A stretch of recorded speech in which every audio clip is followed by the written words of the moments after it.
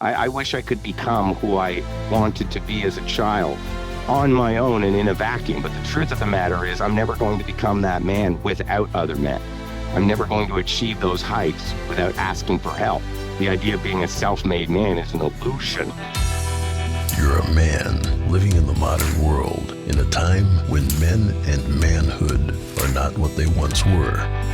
You live life on your own terms. You're self-sufficient. You think for yourself and you march to the beat of your own drum. When life knocks you down, you get back up because in your gut, you know that's what men do. You're a badass and a warrior. And on the days when you forget, we are here to remind you who you really are. Welcome to Sovereign Man Podcast, where we aim to make men masculine again. I'm your man, Nicky Ballou, and we have an awesome guest for you today. Jefferson Banks, a legendary thought leader in the men's space. Welcome, Banks. Thanks for having me, Nicky. Good to have you here, brother. So, Banks, we're going to talk about why men lie today. So, fair enough. Banks, why the fuck do men lie? Well, okay. That's an interesting place to go. I was kind of wondering where we would want to pick up that conversation here. And, to be honest, I think it's the simplest thing in the world. Men got pretty big egos. As a man, I'll speak personally. I have quite a large ego. And the thought of it being the thought of it being shrunken in some place, or seeing myself and perceiving myself as having let someone down or something, does cause my ego a little bit of a challenge. Challenge. Okay. So men have big egos, ergo they lie. So help me make that connection, brother. Well, it's part of an identity thing that I think we form as men a lot of the time. It's based on our hopes, goals, ambitions, dreams, how we see ourselves, like a self-perception. And the ego is a very powerful force, at least in terms of my life. And it has me act into a future that I want to see come into reality. Right. And reconciling where I'm at in respects to that reality is not always easy. I got to be a little bit truthful with myself, which means that might not always feel so good in terms of where my ego is. So it might overcome the truth at a point in time where I actually lie to myself. I think that's where the original sort of lie starts. I start lying to myself in order to protect my self-identity or perception. And I see that with men all the time. It often turns into a quite humbling conversation when we realize that we generally come from this spot, and I'll keep it personally. And as a result, I have to kind of reconcile that. I have to look at myself a little bit more honestly and then use that ego where it's most appropriate. But men don't just lie to themselves. They often consciously lie to other people. So why the fuck do they lie to other people? Oh, that's hard. Okay, I'll speak to myself sometimes. I'd like to be seen sometimes for more than I am in the past, especially when I was a younger man, trying to fit into the world around me. Yep. I was often measuring myself against how I was perceived by others. And as a result, I wanted to be seen a particular way. So I would lie. And then there's a difference between a malicious lie, I found, and one that might be actually negative in terms of its impact on others. But I think most of the time it comes from wanting to be perceived another way by somebody else in order to gain some sense of self-approval. So basically they lie because they want to fucking look good, right? They lie because they want to look good. Never met a man out there yet thus far, including myself, who doesn't enjoy being recognized. Yeah. I think there's a recognition pattern that we all seek somewhere. And if I'm doing it out of alignment with myself or something of values for myself, oftentimes lying can come into the equation. Hopefully, it's not from, again, malicious intent. Well, but some men lie for malicious intent. Some men lie because they want to get an advantage on someone else. Some of their lies are quote unquote harmless. Like, do I look fat in this dress? The woman asks. No, honey, you don't look fat in this dress. And she may look fat in the dress, but the man's not going to say it because he's gonna cause a kerfuffle. He doesn't want to cause a kerfuffle. So is that a harmful lie? Absolutely Debatable. not. Debatable. In those particular cases, Yeah. In those particular cases, I think no, they're not malicious or harmful lies. And then often the case, I mean, there's a reason why men sometimes lie. And again, I'll speak to myself as it sounds nicer than the truth. Right. Right. It just does sound nicer to the truth, maybe to, the individual self or to the people around them. Uh, Too many people are afraid of saying how they feel. And maybe in some cases that's very valid. In other cases, it's withholding. But there's other men who lie because, I don't know, they want to get into a woman's pants. Well, do you want to, you're not married, are you? No, honey, I'm not married. And fucking puts the ring away, right? Yeah. To get laid. And I mean, there's a little bit of a malicious intent there. There certainly is a self-serving process. Get laid. There's a self-serving process, I think, a lot of the time there. I think men lie, in certain occasions to get what they want. There's a term that, may come up there, and most women know it. Lie to get what they want. They lie to get what they want. Some trim, some tail. Absolutely. Whatever it might be, they'll lie to work themselves into the right jobs or careers or the right circles to get what they want. Now, some people... They say a lot of resumes are full of lies. Most of the time, it's a marketing document. Yes, maybe it is obscuring the truth. Okay, marketing. That's another way to say it's full of lies, right? Marketing is lying. Well, I mean, you and I both know, I mean, there's bullshitting and there's lying. And let's be very clear for anybody who's listening here. There's a big distinction between between bullshitting and a lie. A lie generally is completely untruthful and generally is there to, again, procure what we want or keep our identity safe. Bullshitting is a situation where, we might be having a conversation. I may say something that is may not necessarily be true, but it starts to inspire confidence in another person. Now, it's better bullshit when it's true. It's better bullshit when the person follows through on what they said or they live into that concept that they put out there. With women in general, let's face it, a lot of us go out there and we provide a lot of bullshit.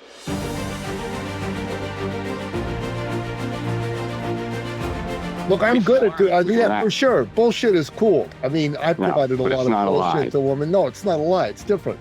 But I'm talking about a dude who just goes to go, no, I'm not married. I'm not in a relationship, just to get some trim. And then they are, right? Or they don't say anything to the woman. It's like a sin of omission, not commission. They go after a woman and go to bed with her. And then afterwards, the woman finds out, oh, this dude's engaged. This dude's married. What the fuck? So they feel horrible about themselves, right? These women do. As you're saying that, like it strikes me that the distinction between the two of them is one is deception. Lies include deception. Deception.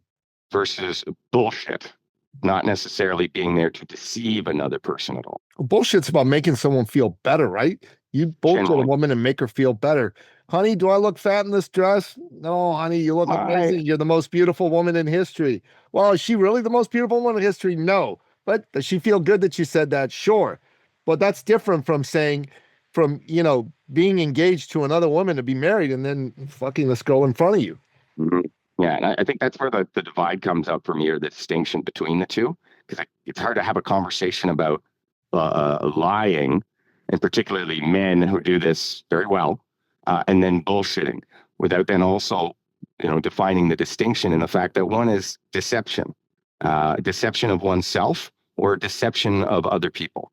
Whereas bullshitting does not seek to be a deceiver. There are some people who believe they're bullshitting who are actually lying. Those are very different. Those are very different intentions. Sure. And that's where they tend to come from.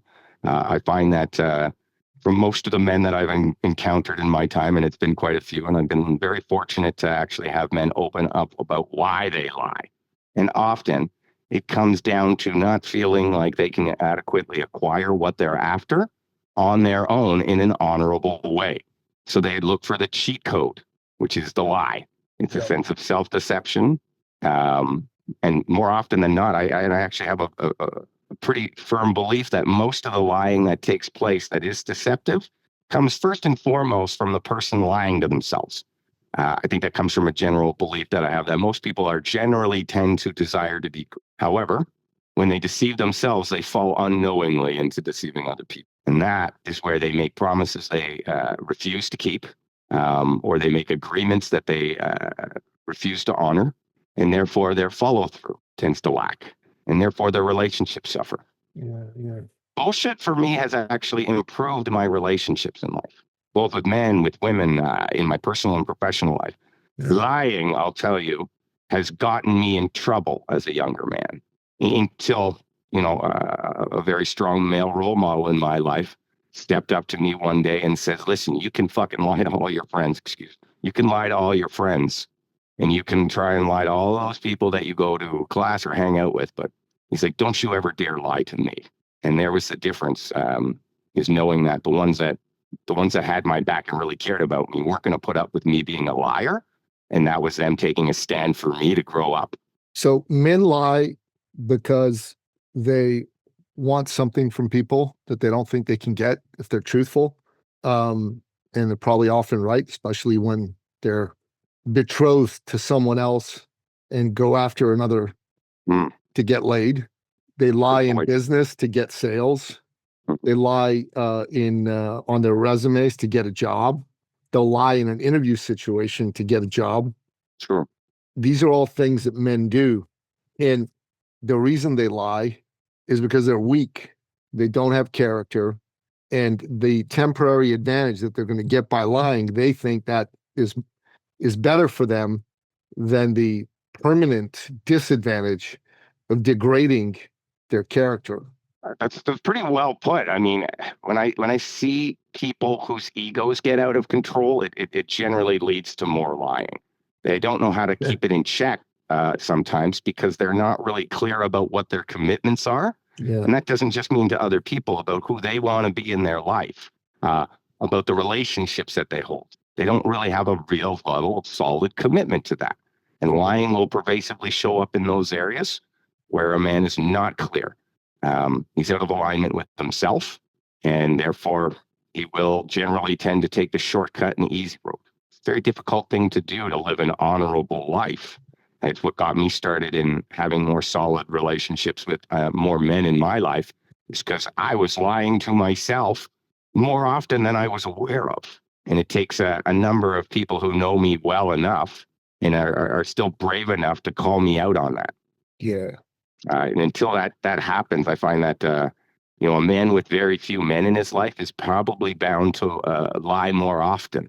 Whereas a man who has a lot of men in his life that can hold him to who he really wants to be, what's true for him, he ends up speaking the truth more often. Because ego can follow commitment. Because the men around him are going to see when he's lying, and they're not going to put up with it, right? No, they might not. I got to admit, in my past, where I have failed to be honorable in those things, it's cost me relationships. It's cost me buddies. It's cost me friends. And yeah, sure, that's a part of growing up. But at some point, we all have to grow up and realize that what we're doing is not sustainable for ourselves or those that we seek to be, to add value to, the relationships that we honor most. Well, there's men and women that are out there in a relationship with each other, and the relationship at some point descends into lies, descends into sins of omission as well as commission. I mean, I've had a woman that I've been with lie to me about her age. Mm-hmm. She told me she was age X, where she was actually a year older. And when I found that, I go, why the fuck did you lie about that? And she's like, well, she didn't really have an feel answer. better. Yeah. And I'm like, God, man, and I've got I've got one teenage son now. My other son just turned 20, so he's not a teenager anymore. My sons, when they're teenagers, they fucking lied their asses off to me at times. Sure. I mean, if you're talking about men, I found that in the younger ages in my life, we'll call it coming up to that halfway point, it's about testing boundaries. I watch young boys around that with their parents and their siblings. They're testing boundaries. They're seeing what they can get away with. And in some regards, I think it's almost a rite of passage that they need to go through in order to learn what it means to become an honorable man. Leaving boyhood behind and becoming an adolescent has not guaranteed most of us. And I took full transition into becoming an honorable male, masculine leader, an adult man, and that's a process that young men have to go through. Is learning the difference between lying and bullshit, and also again just testing their boundaries. This is kind of how they find out whether or not where they fit in life, and hopefully they learn sooner than later that if they keep going down that path, their character and reputation and credibility are going to be in jeopardy. Amen. And generally, those are the things that will ultimately lead to their future success and, their legacy, maybe a purpose for themselves. And I think you and I have had a conversation once in the past about what it means to be true to a commitment. Being true is maybe the hardest thing to do for most people. It is. It really is. But it's what builds character more than anything else. And telling the truth, especially when it costs you, is what will end up strengthening your character ahead of anything and everything else. Well, I actually think that's a good point that you bring up. When somebody is able to honor the fact that they lied, they did something wrong, or that they fell down somewhere, rather than covering it up with a lie. Yeah. In actuality, that lie is there to try and protect them from some perceived repercussion. Yes. And I've been that. That's been my reason for doing it in the past. Yes. However, what I stumbled across in my learning and upbringing was that when I did not deny what occurred and I actually took responsibility for it, maybe not ownership or I wouldn't have got there, but if I had to take it, when I took responsibility for it, unabashedly, unapologetically, I actually gained more trust than trying to cover it up with a lie, even if they never realized. It actually added into the bonds that I was building with other people, and it actually created more trust in me than never having failed at all, or trying to lie and cover it up. It gave me a chance to be human for a moment, which I think has been my saving grace, and I wish I had learned it a lot sooner. Thanks. Why do you think so many men need to be around other men, yet they hesitate to join groups like ours, groups like Sovereign Man and the Sovereign Circle? Ooh, that's a good question. Again, I can only speak personally. Is that in many of the in the upbringing that I went throughout in the world, I found that when I engaged with men, I'll speak to that. Often we were competing with each other all the time. We were competing out there for who is going to meet that woman, or who is evolving their career, who is having some sort of accomplishment in their life. And that competition, as much as it can really help us grow, it can sometimes it became a perceived threat for me to being honest with men sometimes. So slowly and slowly, as that competition emerged, and let's face it, some of it led to dishonorable behavior from others towards me towards others, perhaps. I started cutting off circles of men. I started seeking smaller and smaller groups of men, or less and less often. And unfortunately, then I was trying to grow and evolve my character in a vacuum.